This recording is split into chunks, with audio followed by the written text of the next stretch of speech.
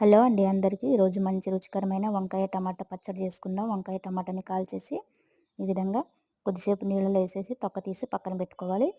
ఈలోపు పోపు వేసుకోవాలి. నూనె వేసుకొని ఆవాలు, జీలకర్ర, మినపప్పు, ఉల్లిపాయలు, పచ్చిమిర్చి, కరివేపాకు వేసి కొంచెం సాల్ట్ వేసేసి బ్రౌన్ కలర్ వచ్చేంత వరకు వేయించుకోవాలి. ఈలోపు మనము వంకాయ టమాటాని మెత్తగా ఇలా మెదిపేసుకోవాలి.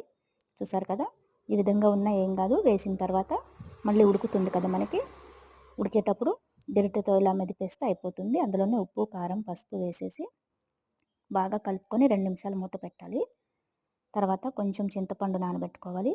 ఎండుమిర్చి కూడా కాల్చేసి అందులోనే వేసుకుంటే చాలా బాగుంటుంది. మంచి రుచి వస్తుంది. ఎండుమిర్చి ఒక్కటి కాల్చుకొని వేసుకుంటే మళ్ళీ నీళ్ళు వేయాల్సిన అవసరం లేదు. చింతపండు రసం వేసిన తర్వాత ఒక 5 నిమిషాలు ఉడికించుకుంటే వేడివేడి వంకాయ టమాటా పచ్చడి మనకి రెడీ అయిపోతుంది. ఇది వేడివేడి అన్నంకి, పెరుగన్నంలోకి బాగుంటుంది. Thank you.